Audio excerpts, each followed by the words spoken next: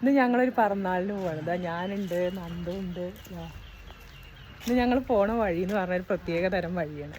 ഞാൻ പോണ വഴിക്ക് കാണിച്ചു തരാം. നല്ല രസമുള്ള ഒരു സ്ഥലമാണ്. ഞാനത് പറയുമ്പോൾ അവിടെ നിന്നിട്ട് രണ്ടെണ്ണം കൂടി കമൻറ്റ് പറയുന്നുണ്ട്. അപ്പോൾ പോണ വഴി കാണിച്ചു. എൻ്റെ കാറൊക്കെ അവിടെ നിൽക്കുന്നുണ്ട്. പക്ഷെ ഇന്ന് ഞങ്ങൾ കാറിലല്ല പോകണം, നടന്നു പോകണം. ഇന്ന് ഞാൻ വീണ്ടും പൊമ്പറയിൽ തന്നെ ഉള്ളത്. നമുക്ക് പിറന്നാൾ ക്ഷണം വന്നിട്ടുള്ളത് ഇവിടെ നിന്നാണ്.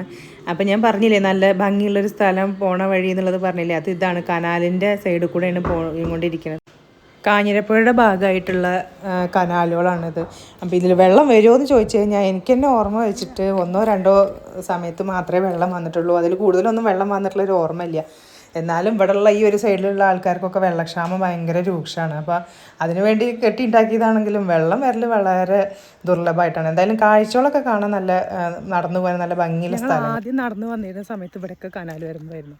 പക്ഷെ ഇപ്പോൾ കുറച്ചായിട്ട് ഇവിടെ കനാൽ വരുമ്പോൾ മാറ്റിയിട്ട് ഇതേ കണ്ടോ റോഡാക്കി. പിന്നെ ഇവിടുത്തെ മെയിൻ പ്രശ്നം എന്താ വെച്ചാൽ പാലം ചാടി കടന്നിട്ട് വേണമായിരുന്നു പോവാൻ. ഇപ്പം അത് വേണ്ട. അതേ നല്ല റോഡൊക്കെ ആക്കിയതുകൊണ്ട് നമുക്ക് ഈസി ആയിട്ട് നടന്നു പോകാം. നല്ല ഭംഗിയുള്ള സ്ഥലമാണ് 2 സൈഡ്. ഒരു പാലക്കാടൻ ഉൾഗ്രാമം.